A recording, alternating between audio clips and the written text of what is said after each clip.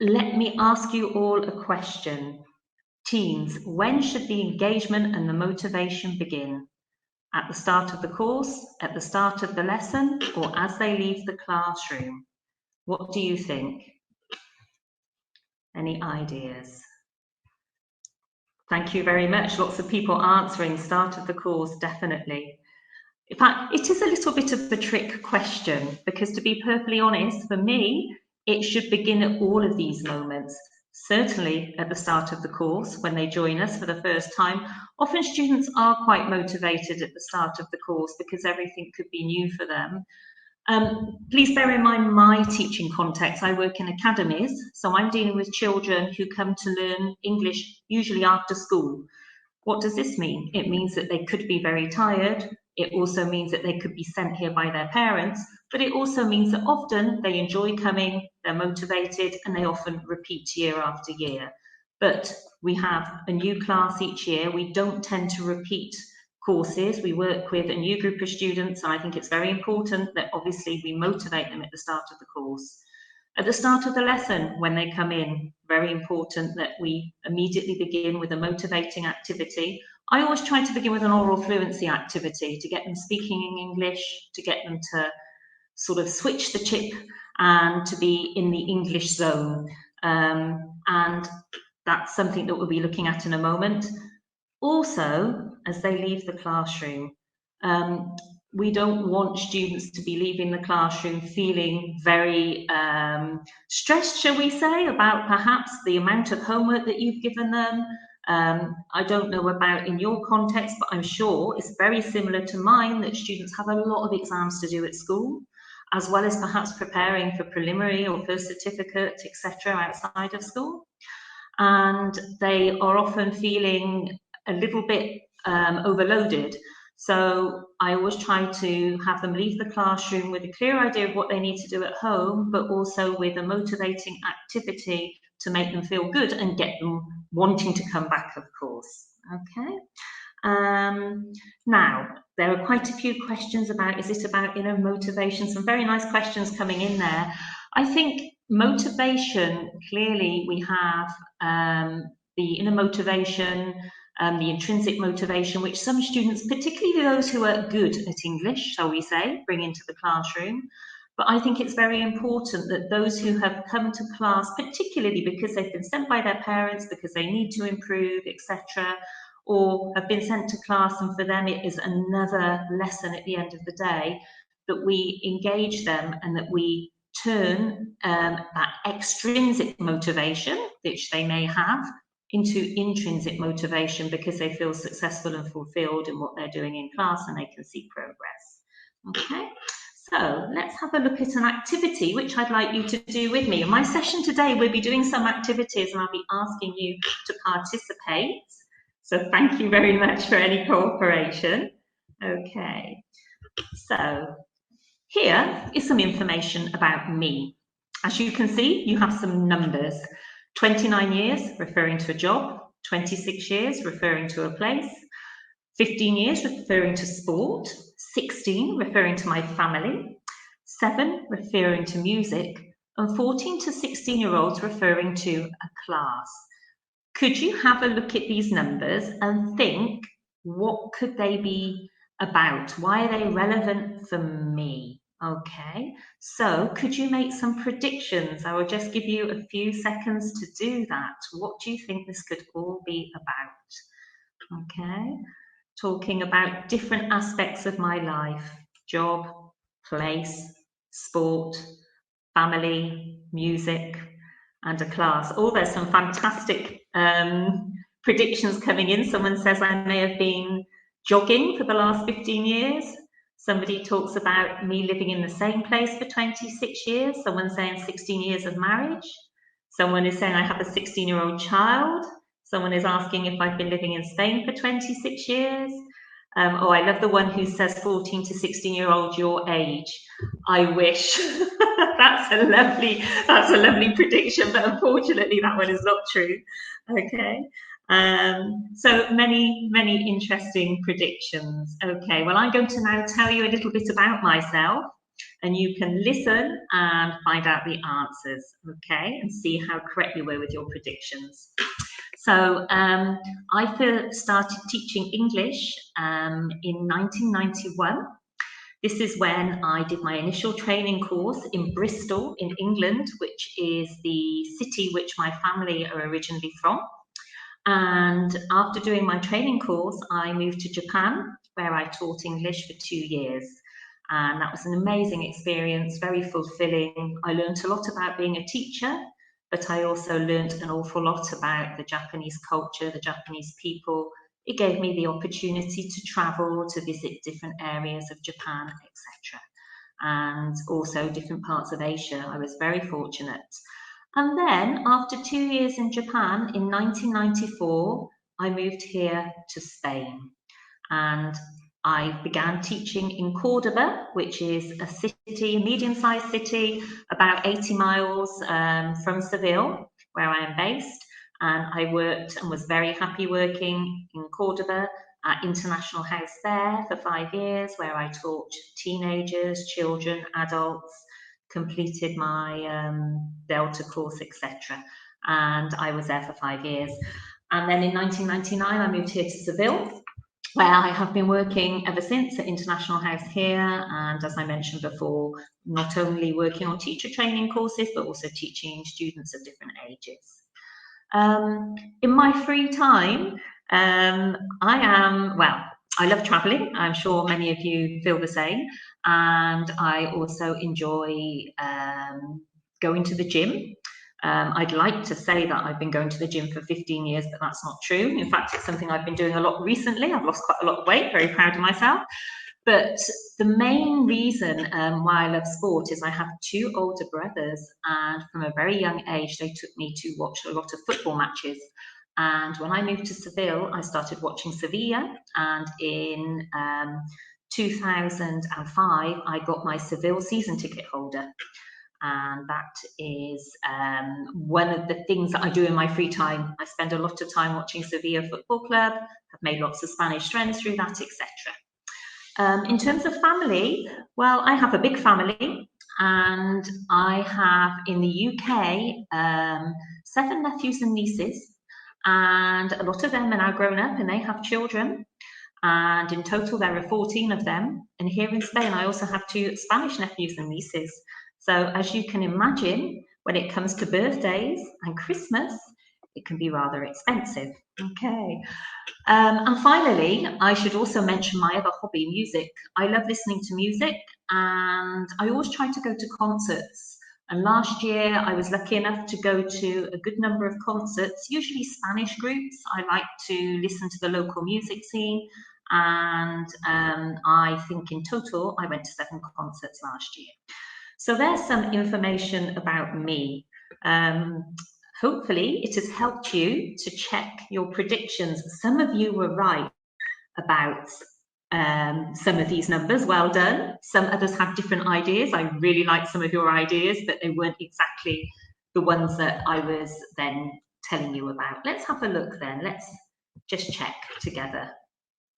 Okay, so as you can see, number of years teaching English, number of years living in Spain, number of years I've had my Sevilla season ticket, my numbers of nephews and nieces between Spain and the UK, the number of concerts, and these are the age of my students in my current B2 preparation group. So this group of students are preparing for the first certificate exam next year. And they're the ones that I'm working with at the moment. As I say, previous years, I've also worked with students preparing for PET, the preliminary exam as it's now called, etc. So well done, okay, if you managed to get quite a few of those correct. Quite a few of you saying yes, etc. Lovely. Could you just think about why this kind of activity, which we have just done together, we would do in class. Here are some of my ideas. You might have some others, okay? For example, I think that it's really important that the teacher builds rapport with their students. I would never ask my students to discuss things which I'm not prepared to discuss myself.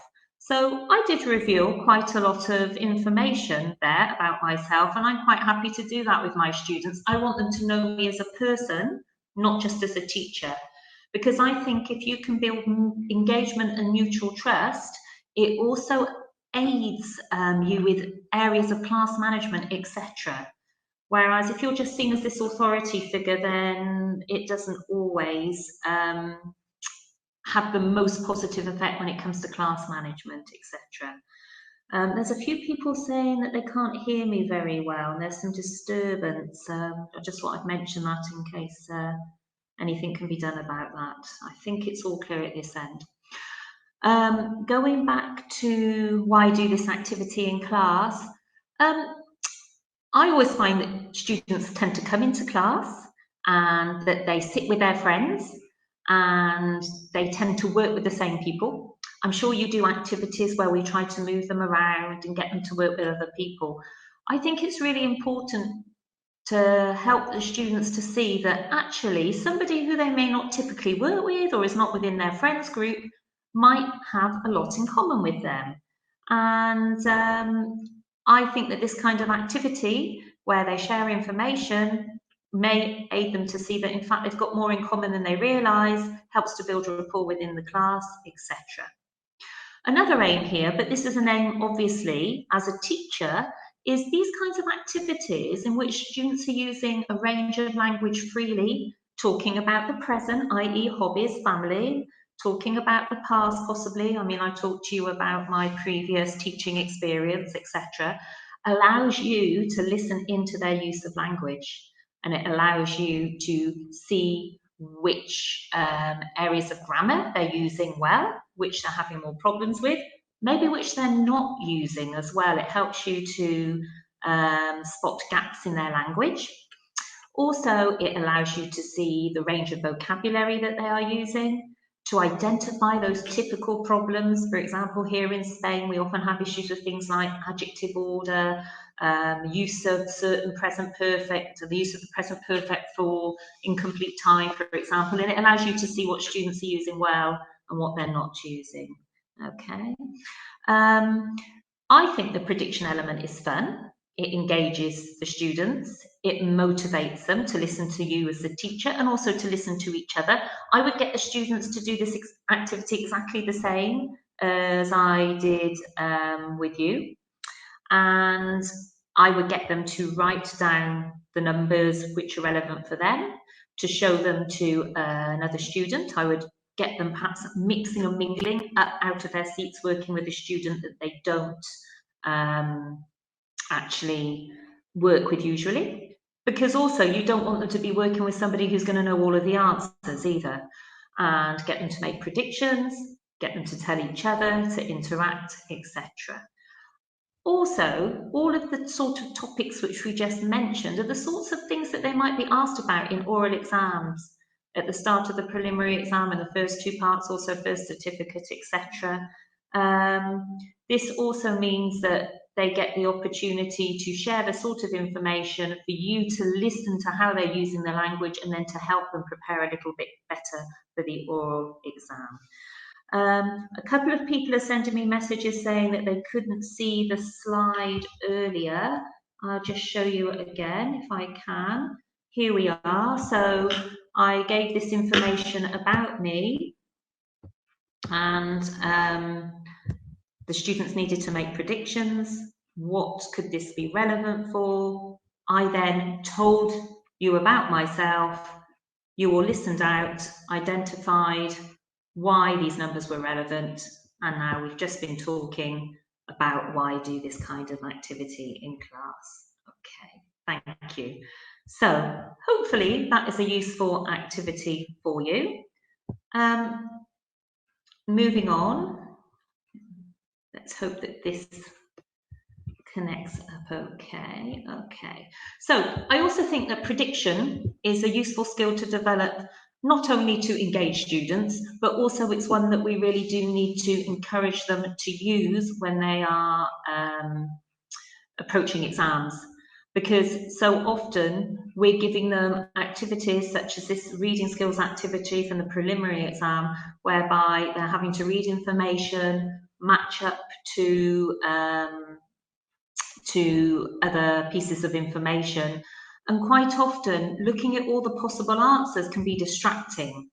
So I try to encourage my students to read the information and start thinking about what could the answer be, whether it's a reading activity like this one, or whether it's a listening skills activity, multiple choice. The problem with all of these multiple choice activities is that 3 out of 4 answers or 2 out of 3 answers are wrong and are distractors. So I think the sooner that we can also get the students to start looking at what information they've been given and thinking about what information am I likely to find to help me to complete this successfully could be very useful. So here is an example. This is taken from the B1 Optimise book, which is just out from Macmillan, which is preparing students for the preliminary exam. Here you can see information about Mario and Heidi, and the question is which winter activity would suit these teams. I would encourage my students to read this information and to start thinking about possible winter activities.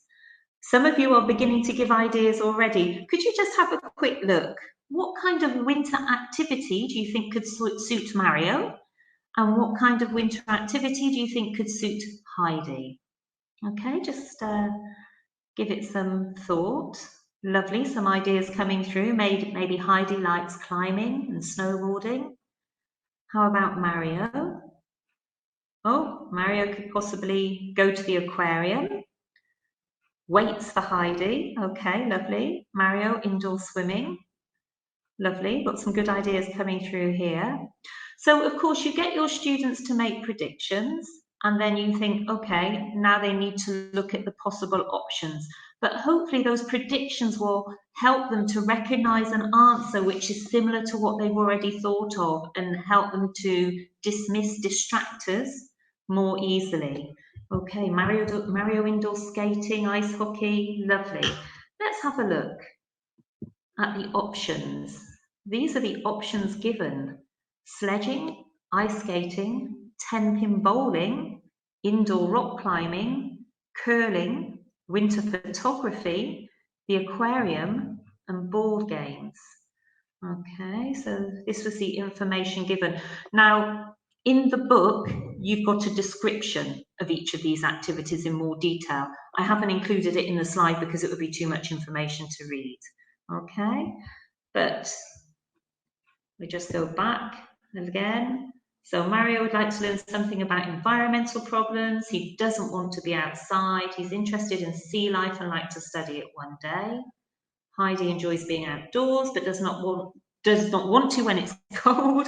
She likes to keep fit and does a lot of exercise. She wants an activity that will make her stronger. She isn't afraid of heights and enjoys challenges. Okay, so those were our options. As I say, do bear in mind that you would have more information about these in the book. And here are the answers. So I think somebody said that about Heidi, some rock climbing, indoor rock climbing. With Mario, it suggested winter photography, although I must admit the aquarium does sound like a good idea as well. Bear in mind we're missing a little bit of information here. But the whole point is just to demonstrate the fact that with these kinds of activities, whether it's reading or listening, where they have to listen, read, are given various options and make choices, so often the students begin straight away by looking at all the options, and it can just make it quite confusing. I think we have to look at the initial information, what do we think, make some predictions, then look at the options. It allows us to eliminate some of the answers which clearly aren't going to be correct. Okay. Some of you are actually disputing some of the answers. Absolutely fine. That's great. That's what happens in class, isn't it? Your students might question some of the answers and say why they feel that indoor rock climbing wouldn't be for Heidi, or why winter photography would be, or rather why the aquarium would be more appropriate for Mario. Obviously, in the information in the text, there will be keywords which will help give those answers. But The whole point is, even if they're disputing it and discussing it in English, it could be an opportunity to practice language for giving opinion, agreeing, disagreeing, etc. Someone's asking me about sledging. We would do this in winter. This is when you sit or ride. I think you think about Santa Claus sitting in his big sledge being taken along by the reindeer. Well, sledging actually would just be a much smaller version of that, sometimes even an old tray where you travel down a hill or well, I say a mountain, it'd be a bit dangerous, a mountain on the ice. That's what sledging's all about. Yes, someone says it's what Santa does. Thank you, Macmillan. Exactly. Lovely. Okay, so prediction. Making predictions to engage students, whether it's an oral activity with you or making predictions before a reading skills activity or a listening skills activity to help students to then not get distracted by incorrect answers which are given in the options. Let's move on. Okay. So, my next question to you is, do you find out about your learners' interests? I realise that you might be teaching very large classes. My context is a little bit different. We have a maximum of 12 students in a class, and I realise you may have 3 times that many, if not more. However, you might be working with your students all year, so you might have a little bit more time. For in my case, for example, my first certificate group I see twice a week for 3 hours in total. You probably have much more interaction with your students than I do. But I'd like to know, do you find out about your students' interests? How do you do it? And how can this information be taken into account when selecting coursebook material? That's what I'd like to ask you. Somebody's just said that they use quizzes. That's very interesting. So maybe a kind of quiz to find out about their interests. It could be their general interests, of course. It could be finding out about what they like, what topics they're interested in, etc. Or it could be more to find out about their interests in terms of learning English. Possibly both. You might have more of a needs analysis to help them, or rather to help you to discover what they feel they're not so strong at and stronger at when it comes to English. And obviously your own observations are very important with this as well. Or it could be that you're using activities, questionnaires, quizzes, etc., to find out more about them in terms of what they generally like. And some very nice ideas coming through here. It depends on the class, of course. It could depend on the number in the class. It could depend if it's a very specialised class or not. Personalised charts, video presentations, dialogues. Some really nice ideas coming through here. Making a poster presentation with mind maps. That's a lovely idea from Alessandra there. So this is, it's important to try to find out, I feel, about your students so that you can cater for them. In terms of the course book, then I'm sure many of you do use course books in class. I'm sure many of you have the same issue that I often have, and the issue being that I don't always complete all of the course book within the time allocated.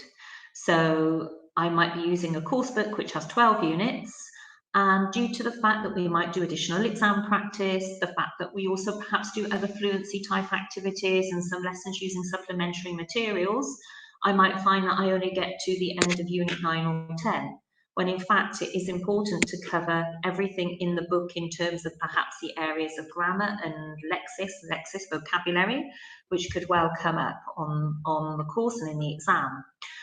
So one thing that I do at the beginning of the course is give my students the course books, and let's just see if that one turns over. Yes, here are some examples of course books, and I get them to look through the course book and to choose units which they think will be interesting for them and units which they don't feel they would be interested in.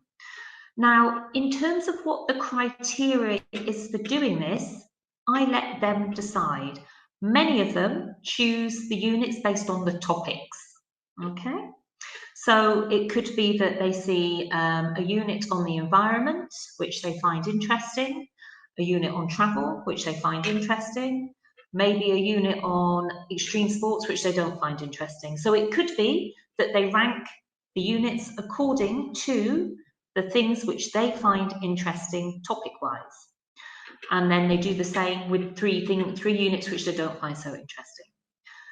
It could also be that students decide which ones they find more interesting or they don't feel are so relevant based on what's being covered. I get them to look at the contents page. I get them to look at the grammar, the vocabulary, the skills being covered. So for example, they might say, Claire, the first 2 units are just a review of what we were doing at the end of last year, and we have done these areas of grammar a lot. It's getting to know you activities. We were all together last year. So it could depend also on that. And I think that consulting them, getting some input from them can be important, not only to give you information, but also to feel that they are giving some input into the course. And I think this helps to motivate. Now, it's true, there are many questions coming through. What do you do if all the answers are different? Funnily enough, I mean, I've done this a number of times, a good number of times, and generally there are always some units which they all say they're very interested in, and there's usually a couple of units which, well, I say all, the majority would say that they're not interested in.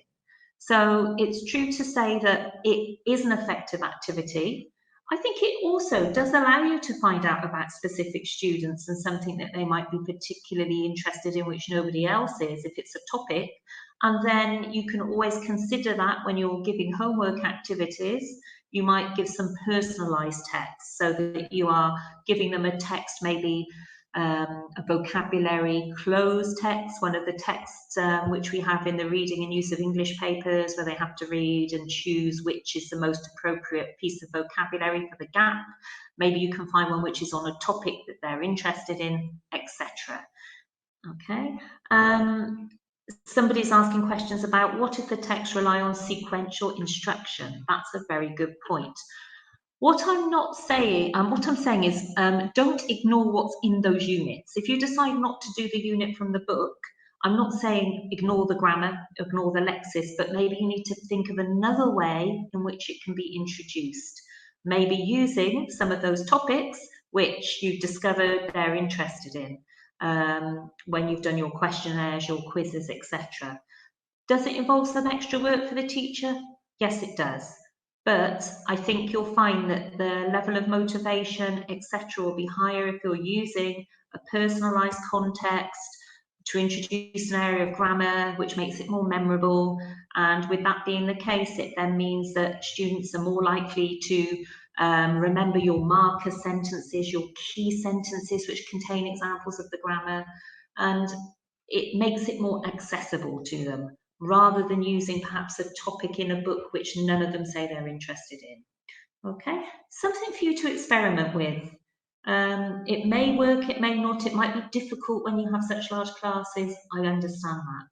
But rather than never getting to unit 11, why not choose those units which they're more interested in, and then just picking some of the key pieces out of those units which you don't look at, and looking at them in a different way, whether it's grammar or lexis or a particular kind of skills lesson. So here are some tips. Discussions also. What do they like and what do they not like doing in class? At the beginning of this year, I got my students to write me an email. Oh, that's jumped on another. Let's go back to this one. I got them to write me an email telling me about themselves, an informal email, but also what they enjoy doing in class, what they don't enjoy doing, what they think they're strong at, what they think they're not so strong at. Interestingly, their perspective on what they feel they're strong at and not so strong at isn't always the same as I then perceive it when I see them in class. So there can sometimes be a mismatch there, that they think they're no good at listening when in fact they are really quite good for the level. They sometimes notice things that they don't understand rather than they do, for example. But I think we need to consult them. Also, I try to use positive statements about using English for them to respond to. For example, what can English help them to do, especially those students who perhaps wouldn't have chosen to come to English class after school if they hadn't been sent by their parents. So, for example, they might be really into music, really into American music, for example. And so, why is English important? Oh, well, it can help me to understand the lyrics. songs are such a memorable way of using a language. Unfortunately, I'm ashamed to admit I remember very little from my French lessons at school, but I do remember the words to songs like Frère Jacques. Probably said that incorrectly with pronunciation, apologies. And songs can be motivating. A lot of our students these days are playing online, playing video games, etc., and it's in English, and study abroad trips, etc. And also, obviously, English can help me to pass exams to show a level of ability, be it B1, B2, C1, etc., which could be very important for their future, for getting university qualifications, etc. Okay, let's move on, and excuse me one moment, here we go. Okay, so at the start of a lesson, we need to create interest in the topic. We've just been talking also about it at the start of the course, haven't we? So now, at the start of the lesson, I'm looking here at a unit from Optimise B2, Invent and Innovate. This is a topic I recently did with my students. And here is a question for you. What is the most important invention?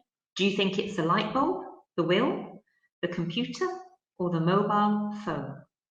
The reason that I've given you these four is these are the four that my students came up with the week before last in class. Some of them went for very old inventions like the wheel, the light bulb. Some of them went for the more modern inventions like the computer and the mobile phone. What do you think is the most important and why? Obviously, the students were discussing this. They're practicing using language of opinion. They're also doing some problem solving skills work because they have to decide which they would choose and why, which is a similar task to those that they have to do in the oral exams. It's really interesting to see your answers coming through. We have a real mixture. Some of you are saying the mobile phone. That was a very popular answer in my class. Of course, the students all thought it was hilarious when I told them that I could remember life without the mobile phone. Back when I worked in Japan, they were just being invented. And I remember going on a trip to Hong Kong and seeing people walking around with these huge phones in their hands and me thinking, what are those? So yes, my students often laugh with me and sometimes they laugh at me. I don't mind that. I like them to know all about my opinion on things. So I was, of course, saying, oh, wow, we could live without mobiles. I remember the day. They also came up with some really good reasons as to why they felt the light bulb or the wheel were the most important. It made them really search deeply using a good range of language to express their ideas.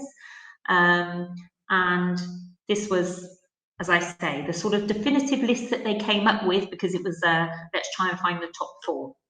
Okay, lots of you are making comments, a mobile. Some are saying they think they would choose a computer. I think those who chose a mobile phone were arguing that it acts as a computer as well as a telephone, a camera, etc. Okay, for me, the child who gave the best opinion, presented their idea most effectively, was in fact the child who was supporting the idea of the wheel. But anyway, so we began with this. What did they think, etc. And then we moved on to looking at them coming up with their own invention. Now, what I did here was I gave them a model, and hopefully we're going to see this model in a moment. Please bear with me because I need to connect up to the YouTube video. Hopefully it will go well. But just to explain, it's a program called Dragon's Den, which is on television, I think in many countries. This is taken from the UK. And there were some young inventors coming in to sell their invention. And you have some experts who are called the dragons listening to the presentation and deciding whether or not they wanted to invest in the invention or not. So what I'm going to just try to do is connect up to this YouTube video. Please bear with me a moment. And let's see if we can get it. Here we are. Hopefully you are able to see this. There might be an advert first, hopefully not. Okay, so here are these two young sisters, and they're going to be making a presentation about their invention. My question to you is, would you invest in it if you were the dragons?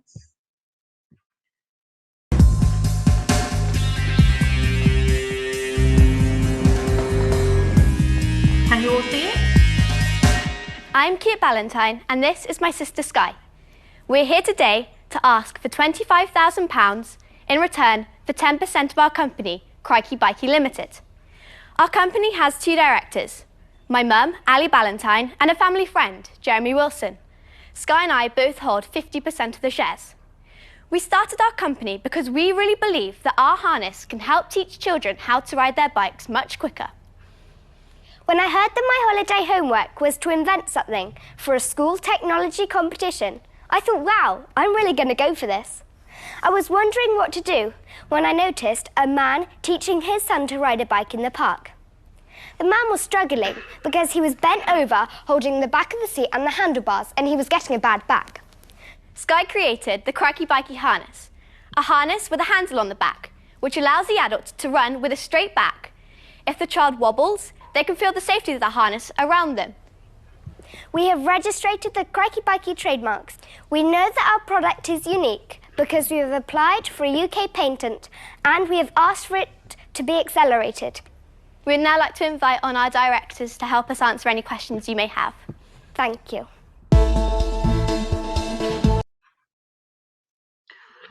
Okay, now I think a lot of you have been able to see it. Some of you haven't been able to see it. It's, for those of you who weren't, it's a harness to attach to the back of a bike so that when a child is learning to ride, a parent can hold on to the harness which is attached to the child and the bike so that they don't bend their backs and have back problems. So could you, those of you who were able to watch it, quite a lot of you were, could you decide what do you think happened? Do you think the dragons decided to invest in it or not? Whilst you're deciding, I will go back to the presentation. Okay. Lovely. Lots of you are saying yes, you would invest in it. I think it's a wonderful idea, very simple. And apparently, they decided not to invest in it because if they invest in it, it means that they will then get some of the profits. But one of the dragons actually has a web page where he sells many different kinds of apparatus and devices for bikes, and apparently it is incredibly successful with all the bike shops, so he offered to market it for them. So there was some investment, but from a marketing point of view. Okay, so that's a video. How did I use it? Well, I used it so that the students could see a model, and then they went on to come up with their own inventions. And this allowed them to think about the kind of language that you use to try to persuade, to sell, etc. Descriptive language, lots of vocabulary that they may well use in an exam context. Also, they were making suggestions, things like that, when they were making their presentations. And there were some really nice ideas. And the thing is, it tied in with the unit which was in the book. In the unit in the book, also, there were, later on in the unit, there were some examples of uses of the passive, which we often use when we're talking about invention. So we then revisited the passive, we had a look at that kind of language too.